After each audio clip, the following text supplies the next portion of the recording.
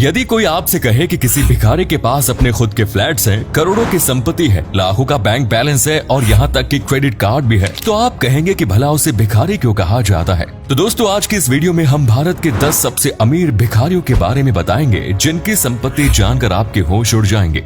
Number 10, मस्सू। मस्सू की गिनती एक हाई प्रोफाइल भिखारी में की जाती है क्योंकि वो अक्सर हाई प्रोफाइल रेस्टोरेंट्स और बार्स के बाहर भीख मांगता है, जहां अमीर और रईस लोग पार्टी करने के लिए आते हैं। मस्सू की एक खास बात ये है कि उनके पास अपना खुद का ऑटो है और ऑटो से वो उस स्थान पर पहुंचते हैं जहां उन्हें भीख मांगनी है। वो ऑटो में ही अपने कपड़े बदलते हैं और रात करीब 8 बजे भीख मांगना शुरू करते हैं और सुबह तक उनका ये काम चालू रहता है। मस्सू रोजाना 15,000 रुपए तक की कमाई कर लेते हैं। मुंबई के अंधेरी वेस्ट और अंधेरी ईस्ट इलाके में मस्सू के फ्लैट्स हैं और साथ ही करीब 30 लाख रुपए का बैंक बैलेंस भी मस्सू के पास है। नंबर 9, सार्वतिया देवी।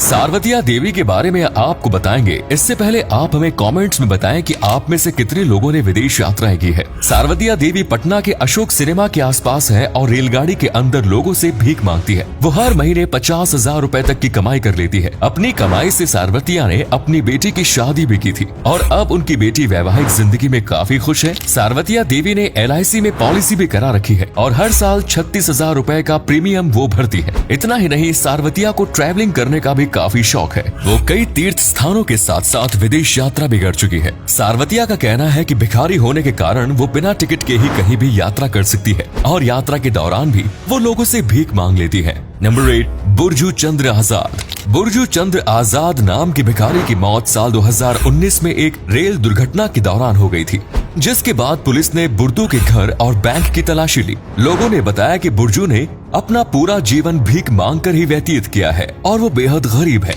लेकिन जब पुलिस ने छानबीन की तो पता चला कि गोवंडी में बुरजू का अपना खुद का घर है और साथ ही घर से 1.5 लाख रुपए की नकदी भी बरामद की गई। बैंक के कागज भी बुरजू के घर से मिले और पता चला कि लगभग 8.25 लाख रुपए बुरजू ने बैंक में जमा करा रखे हैं। नंबर 7, रमाबाई।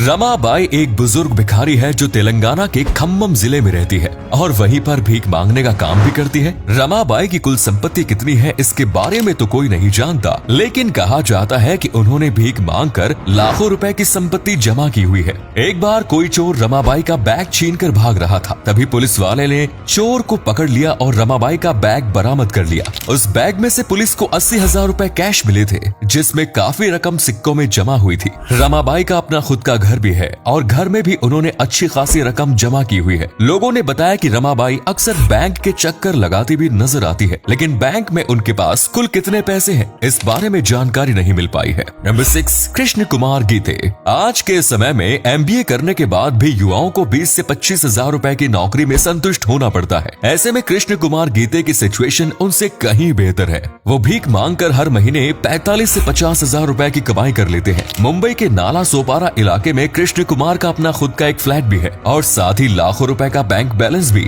वे फ्लैट में अपने भाई के साथ रहते हैं और पैसों का सारा हिसाब किताब उनके भाई ही संभालते हैं। कृष्ण कुमार गीते अक्सर मुंबई के चरनी रोड इलाके में भी भीख मांगते नजर आते हैं। नंबर 5, हाजी। हाजी मुंबई में मंदिर, मस्जिद और गुरुद्वारों के आगे भीख मांगते हैं और रोजाना 2,000 रुपए तक की कमाई कर लेते हैं। त्योहारों के दौरान हाजी की कमाई और भी ज्यादा बढ़ जाती है क्योंकि फेस्टिव सीजन में लोग खुलकर दान पुण्य करते हैं और जरूरतमंदों की मदद करते हैं। हाजी की माँ और बहन मिलकर एक कारखाना चलाती है जहाँ 15 लोग काम करते हैं। वे हाजी को कई बार कह चुके हैं कि भीख छोड़कर कारखाना चलाने में मदद करें, लेकिन हाजी अपने परिवार की एक नहीं सुनते। हाजी के पास तकरीबन 25 लाख रुपए का बैंक बैलेंस है और साथ ही उनके पास एक प्लॉट भी है। इतना सब होने के बाद भी हाजी को भीख मांगना ही सबसे अच्छा लगता है। नंबर 4, संभाजी काले। संभाजी काले मुंबई के स्लम एरिया के आसपास भीख मांगते हैं। एक भिखारी होने के साथ साथ उन्हें निवेशक भी कहा जा सकता है। उनका विरार में अपना खुद का मकान है। इसके अलावा संभाजी के पास 2 फ्लैट और एक प्लॉट भी है,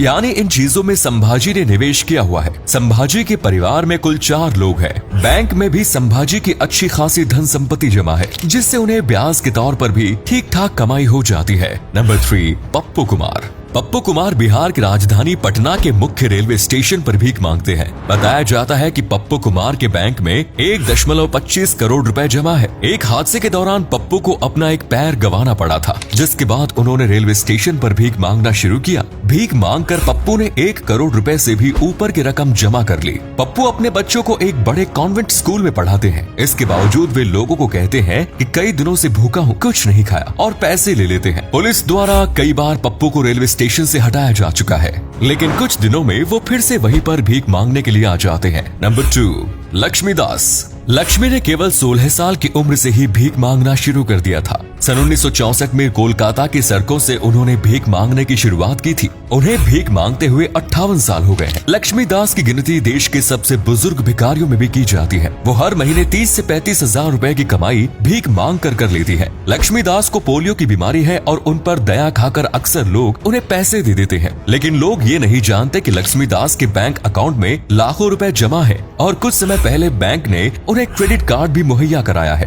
किसी भिखारी के पास क्रेडिट कार्ड होने का किस्सा शायद ही आपने पहले कभी सुना होगा। नंबर 1, भरत कुमार। भरत कुमार को हिंदुस्तान का सबसे अमीर भिखारी होने का दर्जा प्राप्त है, जो मुंबई के आजाद मैदान और रेलवे स्टेशन के आसपास भीख मांगते हैं। भरत रोजाना दिन में 8 से 10 घंटे भीख मांगते हैं। इनकी संपत्ति की बात करें तो एक ही अपार्टमेंट में इनके 2 फ्लैट्स हैं और प्रत्येक फ्लैट की कीमत 70 लाख रुपए से अधिक है।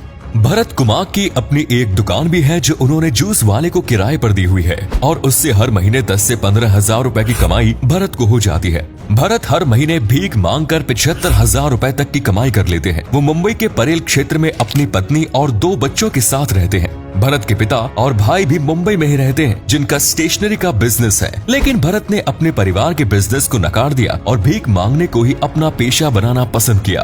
तो दोस्तों, ये थे भारत के 10 सबसे अमीर भिखारी। यकीनन इनके बारे में जानकर आपको जरूर हैरानी हुई होगी। इस वीडियो के माध्यम से आप भिखारी बनने का पेशा मत अपना लेना। एक व्यक्ति जो अपनी मेहनत से भले ही कम पैसे भी कमा रहा है, उसे समाज में ज्यादा इज्जत मिलती है। आप लोग भिखारियों को पैसा देने के बजाय कुछ खाने की चीजें दे सकते हैं। देश में भिखारियों की संख्या कम करने के लिए क्या किया जा सकता है, इस बारे में अपने विचार कमेंट्स में जरूर दीजिए। और अगर आपको ये वीडियो अच्छी लगे तो इसे लाइक और शेयर अवश्य कीजिए। धन्यवाद।